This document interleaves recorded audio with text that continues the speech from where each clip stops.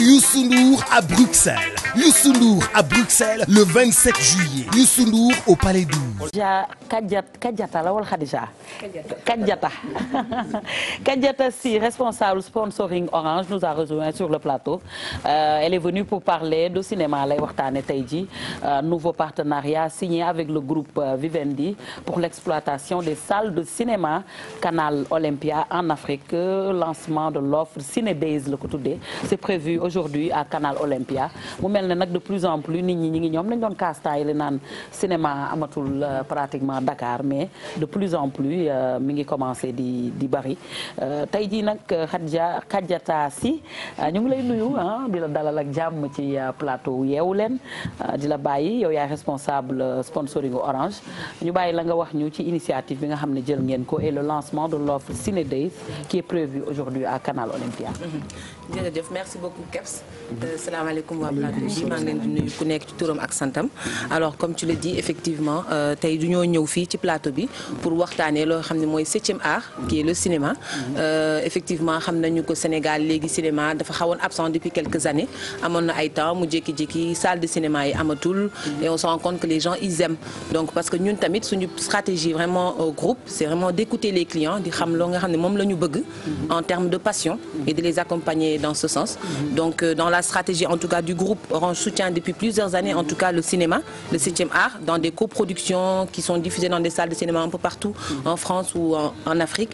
Donc on s'est dit bon c'est dans cette stratégie-là sur le long terme pourquoi pas rendre aujourd'hui possible l'accès au cinéma en Afrique. Donc loolu moo waral tey suñu motivation d'accompagner aujourd'hui ce nouveau partenariat-là qu'on a signé avec le groupe Vivendi. C'est le groupe Orange qui signe un partenariat avec le groupe Vivendi pour l'exploitation des salles de cinéma de Canal Olympia partout en Afrique.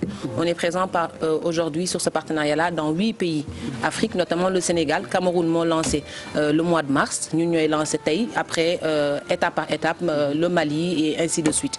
Donc vraiment c'est dans le cadre d'une promotion. Notre valeur ajoutée en tout cas sur ce partenariat-là aujourd'hui, c'est qu'on est une marque engagée et proche de ses clients qui écoute également la passion des clients. Donc ce qui leur est essentiel aujourd'hui, on se dit que si c'est le cinéma ou le sport ou beneen asset boo xam ne que clients yi bëgg nañ ko dañ ciy dem pour mën leen jàppale. Tout ça vraiment pour accompagner la vulgarisation en tout cas du cinéma et aider les clients à aller dans leur passion. Le lancement c'est prévu pour aujourd'hui. Voilà. Am na yeneen i sites yoo xam ne da ngeen fa dem. Également pour Alors aujourd'hui ci partenariat bi Canal Olympia est installé à Dakar depuis 2 ans maintenant. Donc salle bi mi ngi nekk juste à côté du Grand Théâtre. Il y a sur 2018 en tout cas, il est prévu d'installer une autre salle dans Dakar. On est en train de chercher avec le partenaire voilà beneen salle. Il y a d'autres salles aussi qui vont s'installer au fur et à mesure. Offre bi nga xam ne moom la ñu indi tey muy offre exclusive qui s'appelle Ciné Days dans le cadre du partenariat.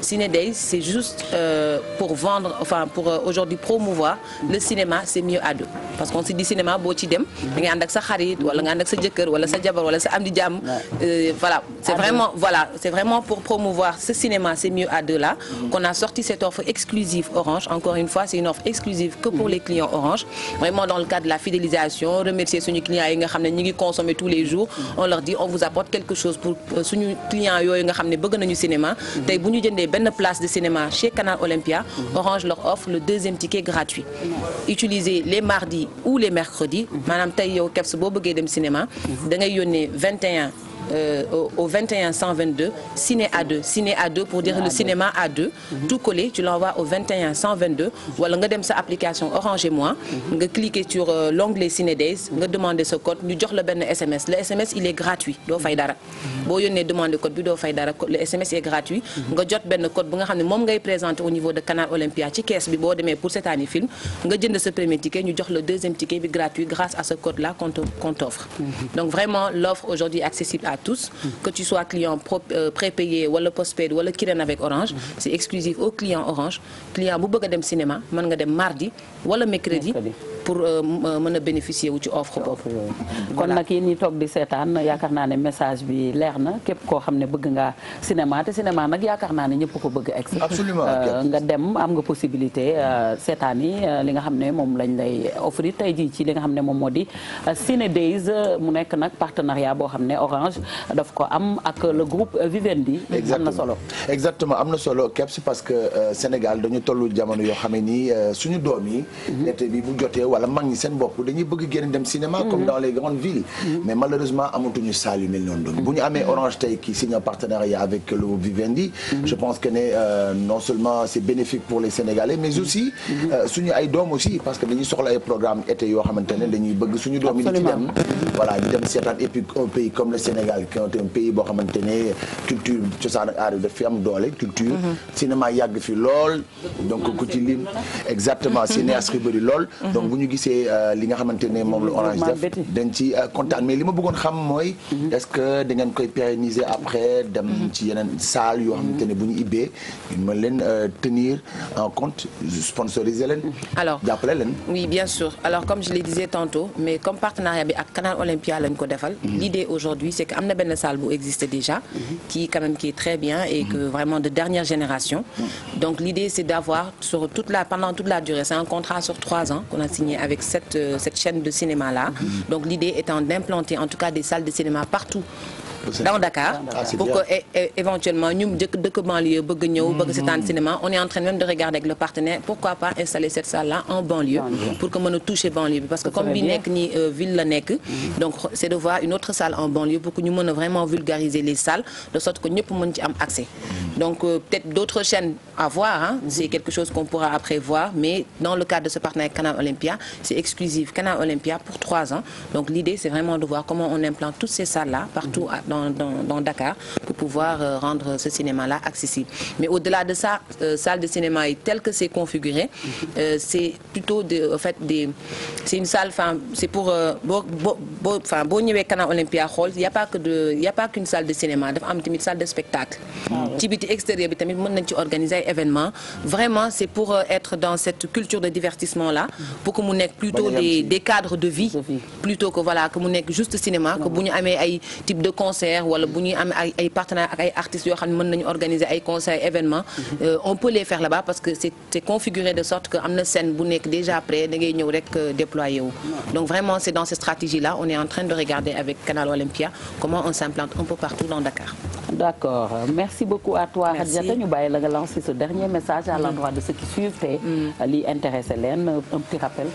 Alors je rappelle aujourd'hui à tous les clients Orange en tout cas que Orange est toujours là pour écouter en tout cas les besoins de nos clients et qu'on tend vers ça chaque fois qu'on écoute à travers nos focus group à travers des études qu'on fait dañuy déglu clients yi laaj leen lan mooy seen hobby lan moo xam ne moom moo leen soxal donc ci loolu la ñu nekk cinéma bi ci loolu la génn c'est parce qu'on a écouté on a entendu et on s'est dit voilà comme ni bëgg nañ li au-delà de foot bi ak basket bi ak yeneen dañuy dem ci cinéma bi y a la musique aussi loolu yëpp c'est vraiment partie de la culture parce qu'aujourd'hui culture bi ça fait partie des assets stratégiques du groupe sur le sponsoring donc dañ ciy toucher pour xam éventuellement ban cible ñoo bëgg cinéma ban cible ñoo bëgg musique ban cible ñoo bëgg beneen asset sur la culture pour vraiment promouvoir ces besoins des clients là donc ñi ngi lancer appel clients yëpp à partir d'aujourd'hui inchallah ils peuvent aller au cinéma été la ñu nekk ñi ngi ñëw vacances xale yaa ngi vacances il y a pas mal d'affiches qui sont prévues cette semaine et la semaine prochaine au niveau de Canal Olympia nañu demander seen ko voilà qu'on peut retrouver sur le site orange.sn/cinédays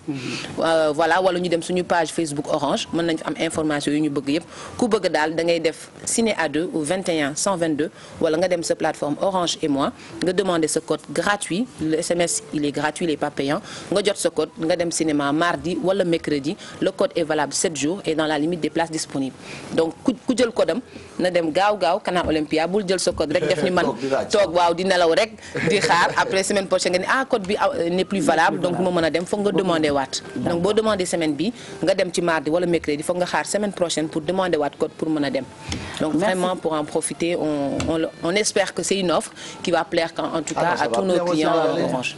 Ça va en tout cas on souhaite plein succès à cette belle initiative. Merci à toi Khadijatou et ñu lay souhaiter une très très belle journée. Merci à vous. Ñu continuer